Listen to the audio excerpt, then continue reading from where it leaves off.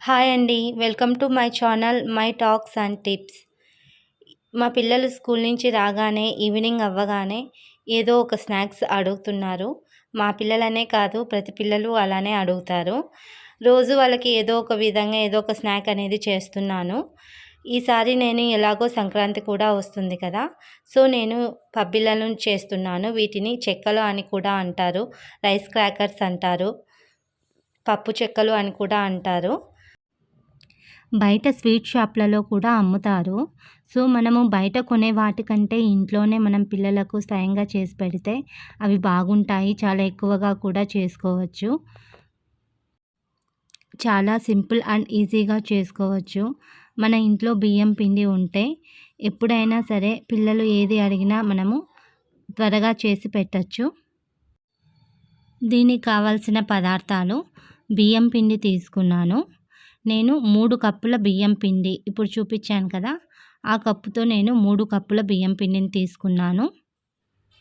ఈ బియ్యం పిండి ఇంట్లోనే చేసుకున్నది.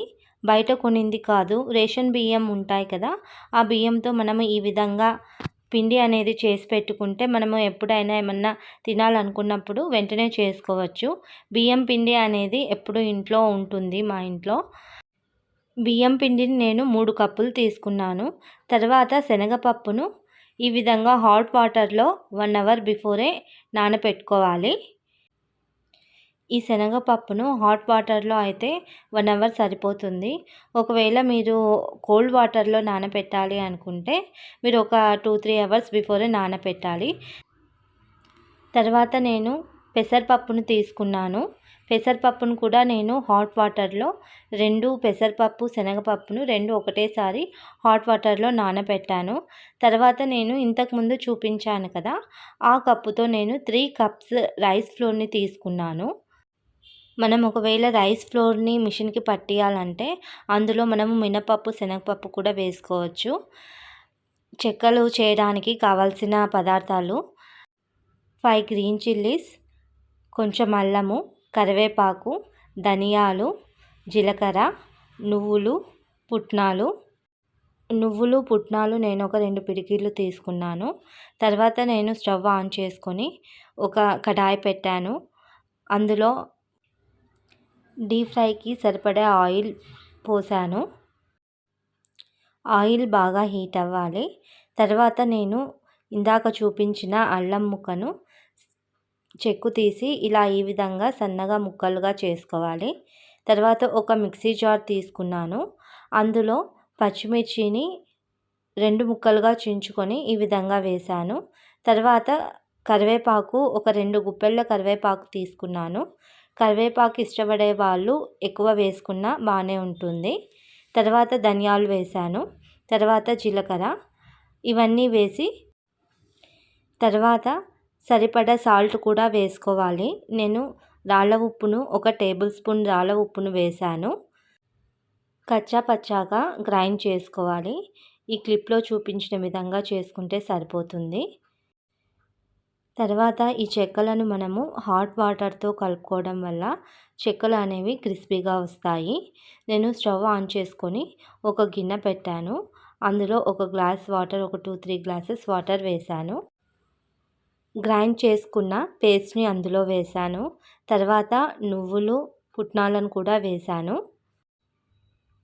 నానబెట్టుకున్న పెసరపప్పు అలాగే శనగపప్పును కూడా వేశాను. నేను స్టవ్ మీద ఆయిల్ అలాగే హాట్ వాటర్ కూడా పెట్టాను కదా! అవి సిమ్‌లోనే పెట్టుకోవాలి.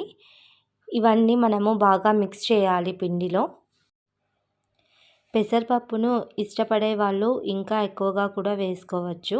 నేను 2 పిడికిళ్ళు వేశాను. 2 పిడికిళ్ళు పెసరపప్పు, 2 పిడికిళ్ళు శనగపప్పు.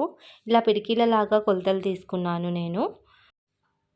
కావాలంటే ఇందులో పల్లీలు కూడా మనము దోరగా ఫ్రై చేసుకొని పల్లీల పొట్టు తీసి వాటిని కూడా మనం ఇందులో యాడ్ చేసుకోవచ్చు. తర్వాత ఆయిల్ని హీట్ చేశాను కదా! ఆ హీట్ అయిన ఆయిల్ని నేను ఇందులో ఒక 3 గరిటెలు వేశాను. ఆయిల్ బదులు మనము వెన్న కూడా వేసుకోవచ్చు. ఇలా ఆయిల్ కానీ వెన్న కానీ వేయడం వల్ల చెక్కలు అనేవి చాలా క్రిస్పీగా వస్తాయి. తర్వాత సాల్ట్ వేసాను. సాల్ట్ చూసుకొని వేసుకోవాలి. ఎందుకంటే ఆల్రెడీ మనము పచ్చిమిర్చి, అల్లము, జీలకర్ర, ధనియాలు పేస్ట్ చేసాం కదా, అందులో ఆల్రెడీ మనము రాక్ సాల్ట్ అనేది వేసాము. సో మనము ఉప్పు చూసుకొని వేసుకుంటూ పిండిని అనేది మనము కలుపుకోవాలి. ఫస్ట్ ఒక గరిటె తీసుకొని అందులో మనము ఈ పప్పులన్నీ ఆ పిండిలో మిక్స్ అయ్యే విధంగా కలపాలి. ఉప్పును మనము చూసుకుంటూ వేసుకోవాలి. కొంచెం కొంచెంగా వేస్తున్నాను నేను ఉప్పును. వేడి నూనె కూడా మనం ఇందులో 3 గరిటెలు వేసాం కాబట్టి ఫస్ట్ మనము ఒక స్పూన్తో అనేది కలపాలి. తర్వాత నేను కారం కూడా వేసాను. కారం అనేది నేను ఒక 2 టేబుల్ స్పూన్స్ కారం వేసాను.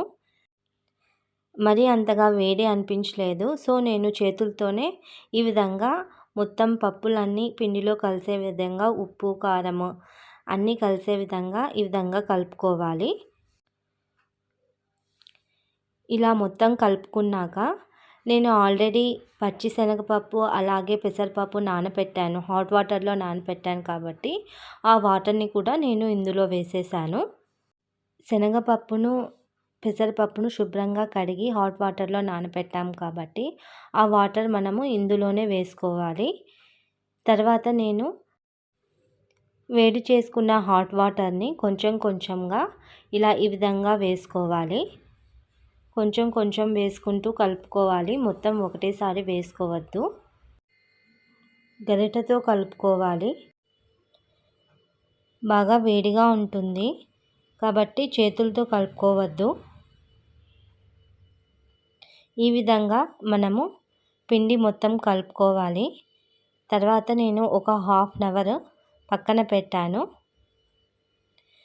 మరీ జారుగా కలుపుకోవద్దు, మరీ గట్టిగా కలుపుకోవద్దు. నేను ఇందాక చూపించాను కదా, ఆ విధంగా కలుపుకుంటే సరిపోతుంది. తర్వాత మనము ఆయిల్ కట్ చేసిన ప్యాకెట్ ఉంటుంది కదా, ఆ ప్యాకెట్ తీసుకున్నాను. మనము చెక్కలు ఒత్తుకునే పద్ధతి చాలా ఉన్నాయి. కొంతమంది పూరి ప్రెషర్తో ప్రెస్ చేసి చెక్కలను తయారు చేస్తారు. కొంతమంది కప్స్ ఉంటాయి కదా, చిన్న చిన్న కప్స్తో తయారు చేస్తారు. నాకెందుకో ఇలానే చాలా సింపుల్ అండ్ ఈజీగా అనిపించింది. సో నేను ఈ విధంగా ఒక ఆయిల్ ప్యాకెట్ను కట్ చేసి చిన్న చిన్న ఉండలు చేసుకొని ఈ విధంగా నేను చేత్తోనే ప్రెస్ చేశాను. మనం ఎంత పల్సాగా చేసుకుంటే చెక్కలు అనేవి అంత క్రిస్పీగా వస్తాయి. మందంగా ప్రెస్ చేసుకోవడం వల్ల చెక్కలు అనేవి క్రిస్పీగా రావు. నేను ఈ విధంగా చెక్కలన్నిటినీ చేసుకున్నాను. తర్వాత ఆయిల్ బాగా వేడయ్యాక ఈ విధంగా నేను అన్ని చిన్న చిన్న ఉండలుగా చేసి ఒక ప్లేట్లో పెట్టుకున్నాను. చెక్కలన్నీ ఆయిల్లో వేసాను. ఇలా బ్రౌన్ కలర్ వచ్చే వరకు బాగా ఫ్రై చేయాలి. స్టవ్ని మీడియం ఫ్లేమ్లో పెట్టాను. పెద్దగా పెట్టేస్తే మాడిపోతాయి. వీటిని మనము గ్లాసెస్తో కూడా ప్రెస్ చేసుకొని చేయొచ్చు. కాకపోతే వాటితో నాకు మందంగా వస్తుంది. సో నేను ఈ విధంగా చేత్తో నాకు ఎంత పల్సాగా కావాలంటే అంత పల్సాగా మనం ప్రెస్ చేసుకొని చేసుకోవచ్చు. మళ్ళీ నేను సెకండ్ వాయి కూడా వేస్తున్నాను.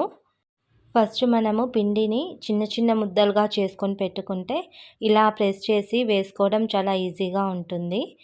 ఇద్దరు మనుషులు ఉంటే వీటిని ఇంకా చాలా ఈజీగా ఫాస్ట్గా చేసేయచ్చు. ఇలా బ్రౌన్ కలర్ వస్తే సరిపోతుంది. ఫస్ట్ మనము వీటిని ఒక ప్లేట్లో వేసుకోవాలి. తర్వాత మనము ఏదన్నా స్టీల్ డబ్బాలో పెట్టుకోవాలి. వెంటనే స్టీల్ డబ్బాలో వేసేస్తే ఆ క్రిస్పీనెస్ అనేది ఉండదు. ఇవి చల్లారయ్యాకనే మనము ఒక స్టీల్ డబ్బాలో అనేది పెట్టుకోవాలి. లేకపోతే ఆ క్రిస్పీనెస్ అనేది పోతుంది. మనం ఎంత పల్సాగా చేసినా అవి క్రిస్పీగా ఉండవు, మెత్తగా అయిపోతాయి. నేను ఒకసారి ఇలానే చేశాను. మురుకులు చేసి వెంటనే స్టీల్ డబ్బాలో వేసేసాను. అవి తినేటప్పుడేమో చాలా క్రిస్పీగా ఉన్నాయి. మరుసటి రోజు చూడగానే అవి మెత్తగా అయిపోయాయి. సో మీకు కూడా యూజ్ అవుతుందని చెప్పాను. బయట చేసేవి తీసుకునే దానికంటే మనము ఇంట్లోనే ఒక 2 అవర్స్ ఓపికతో మనము ఇది చేసేస్తే పిల్లలు హ్యాపీగా తింటారు. ఈ విధంగా నేను చెక్కలు అనేది ప్రిపేర్ చేశాను. పిండి మనకు అందుబాటులో ఉంటే పిల్లలు ఎప్పుడు ఏది అడిగినా చిటికలో చేసి పెట్టచ్చు. బియ్యం అనేది అందరూ ఇళ్ళల్లో రోజు యూజ్ చేసేవాళ్ళే. సో మనము ఈ విధంగా రేషన్ బియ్యంతో పిండి చేసి పెట్టుకుంటే పిల్లలు అనుకున్నప్పుడు చిటికలో మనం ఈ విధంగా ఇదే అని కాదు, ఏదైనా సరే స్నాక్స్ పిల్లలకు ఈజీగా చేసి పెట్టచ్చు.